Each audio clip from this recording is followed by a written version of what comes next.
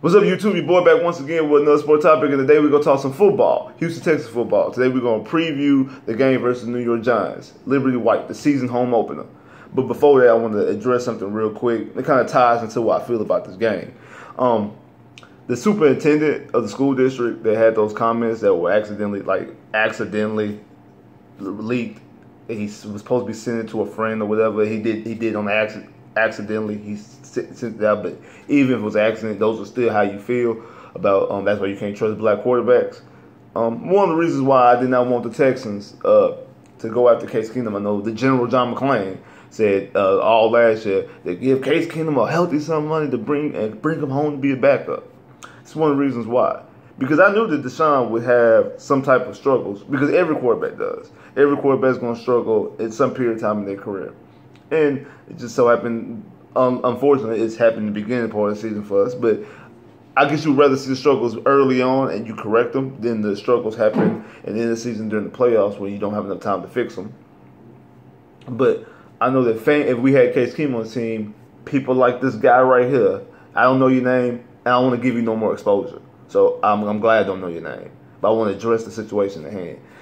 You have people out here, Case Keenum, Case Keenum, Case Keenum, Case Keenum, Case Keenum, hammering for Case Keenum to be here.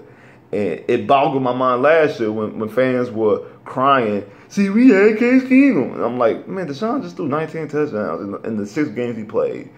Do you really want Case Keenum over DeShaun Watson?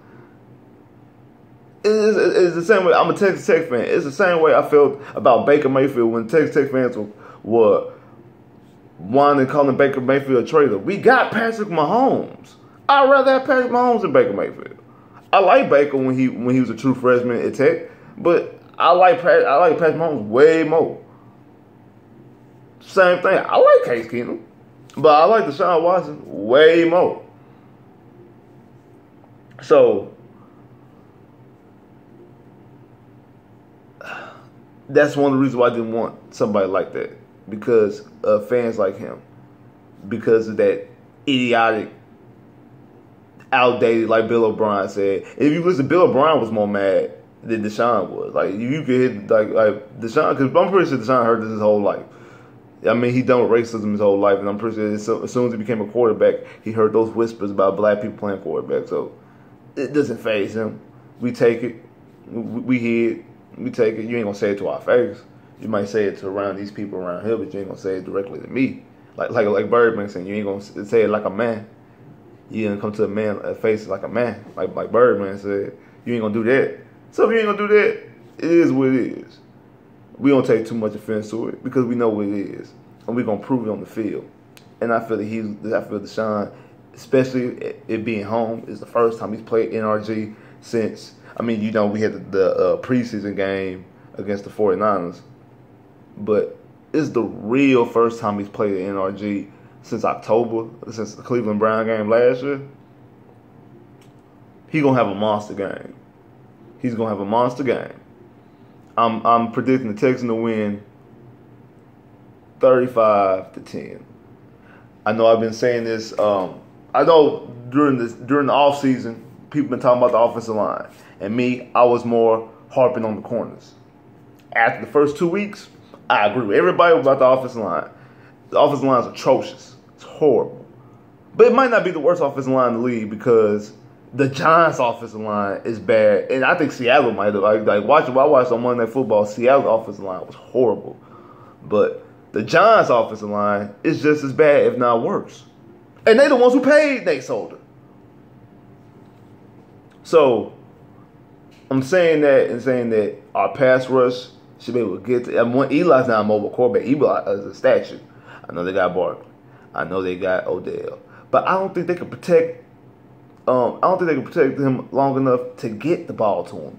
This is the game that I know. Last week we talked about. Hey, if JJ don't have sacks, JJ's not the old JJ, because they were missing offensive tackles.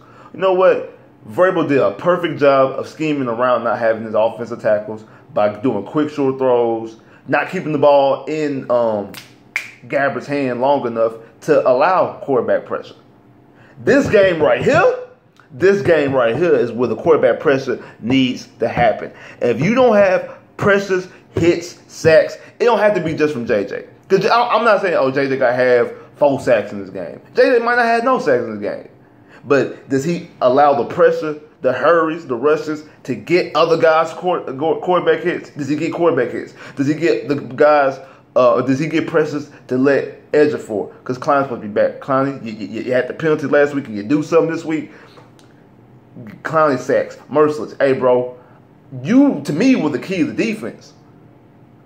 You ain't showed up the past 2 weeks. Forgot you was even on the team last week. Can you do something?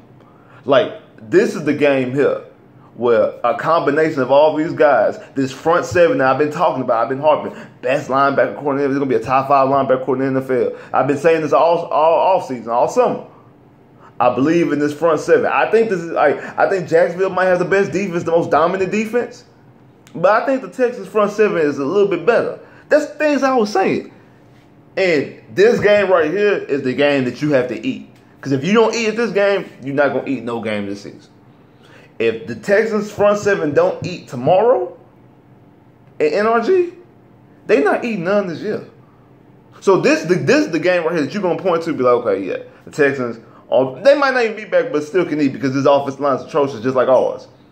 If you don't eat, and they have a statue at quarterback, if you don't eat this game, you're not eating no game this year.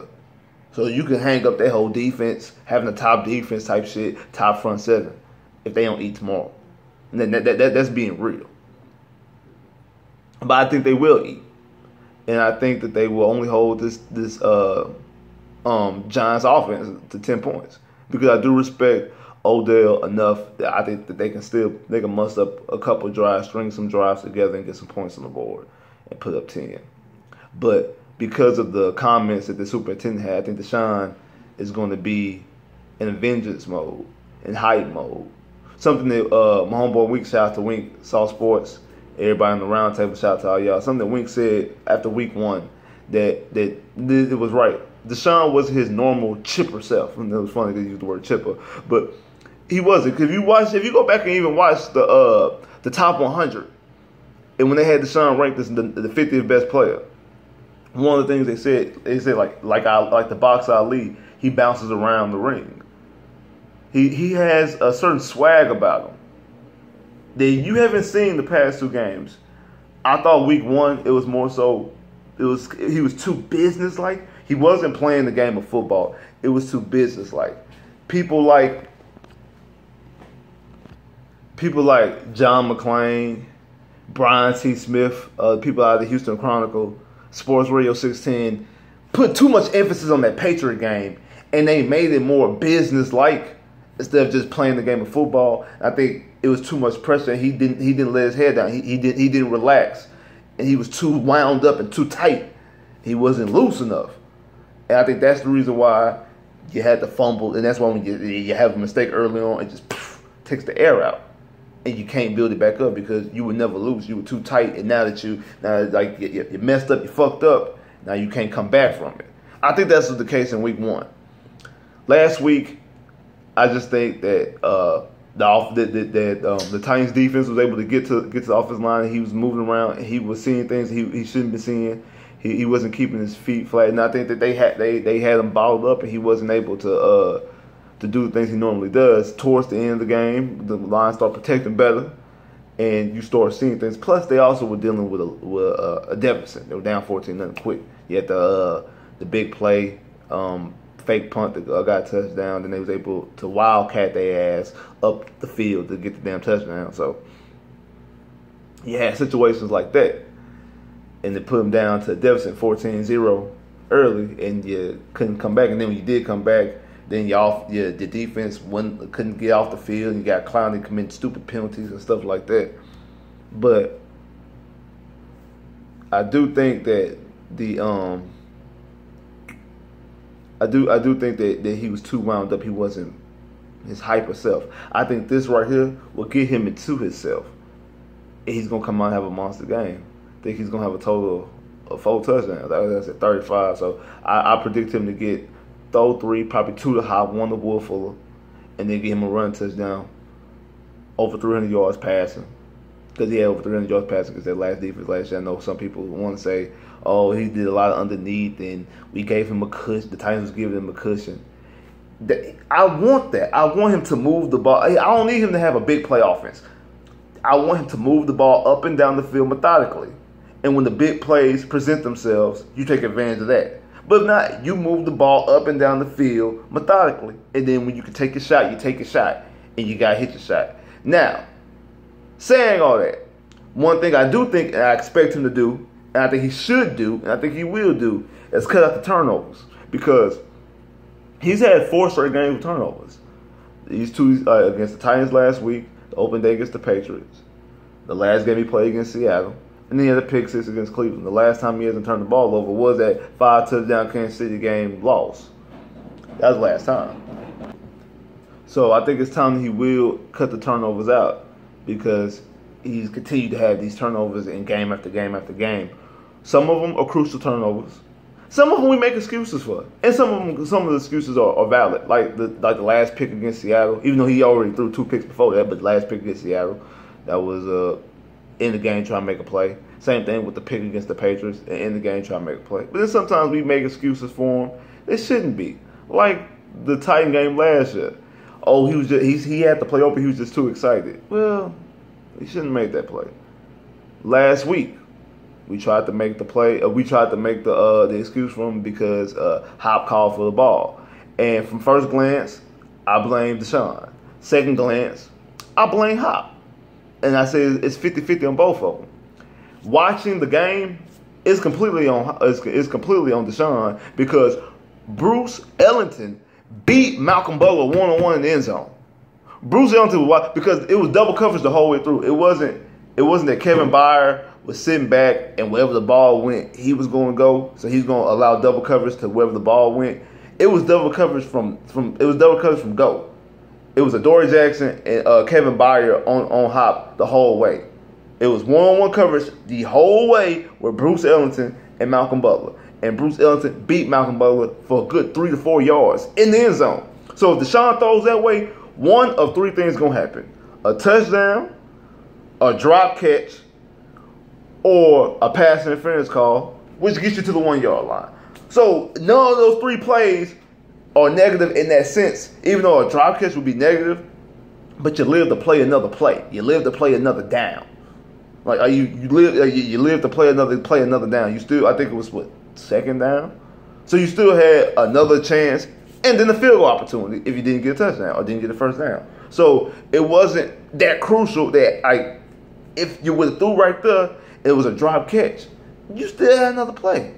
You still had another opportunity to get another touchdown, or you had to get a field goal. But throwing into double coverage with Hop, I know it's Hop. But if Hop is double teamed, more than likely somebody's one-on-one. And somebody's one-on-one and beat his one-on-one assignment. Get the ball, Bruce Ellington. That's why that play is really on you. So I'm pretty sure they corrected that. I'm pretty sure Bill O'Brien addressed that during film study. And I'm pretty sure DeShaun seen that and addressed that himself. I'm pretty sure that Bruce Ellington probably went, say, bro, I was wide open on that play. Like, I had him beat the whole way. I'm pretty sure some of those exchanges went down, and then DeShaun probably rewatched the film and like, damn, I missed the opportunity. And it's even worse because it was a pick. So I think those mistakes will get corrected. They need to get corrected. It's part of him growing. Like I said, I have faith that DeShaun is that dude. I have faith that he is going to be that guy. I know a lot of people on Soft Sports get on me because I am a Patrick Mahomes fan, because I am a Texas Tech fan, and I like Patrick Mahomes. Patrick Mahomes is doing great.